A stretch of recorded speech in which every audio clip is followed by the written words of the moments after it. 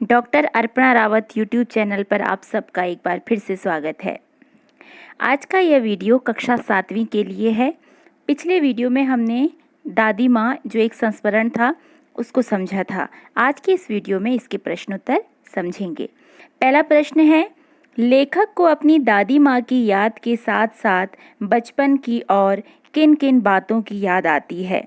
तो लेखक को अपनी दादी माँ की याद के साथ साथ अपने मित्रों की याद आने लगती है।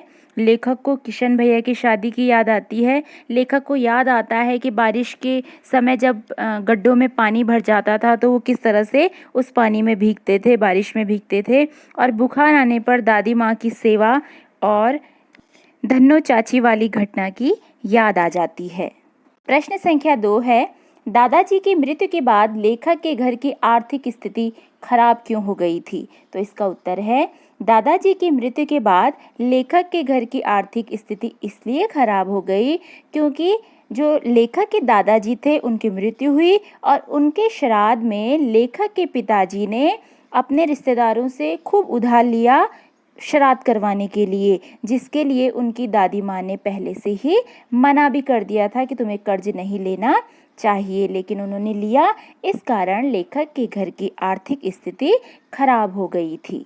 प्रश्न संख्या 3 है, दादी माँ के स्वभाव का कौन सा पक्ष आपको सबसे अच्छा लगता है और क्यों?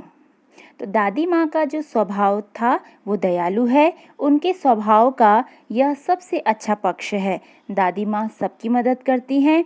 इसी कारण दादी माँ ने धन्नो चाची का उधार भी माफ़ कर दिया था और उसकी बेटी की शादी में आर्थिक सहायता भी दी थी।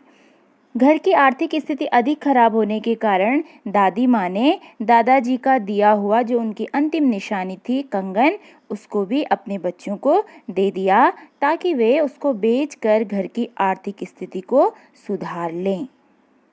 यहाँ एक बार फिर से हिंदी महीनों के नाम दिए गए हैं ताकि आपको पता चल सके कि जो अंग्रेजी कैलेंडर के महीने हैं उन्हें हिंदी में क्या कहते हैं।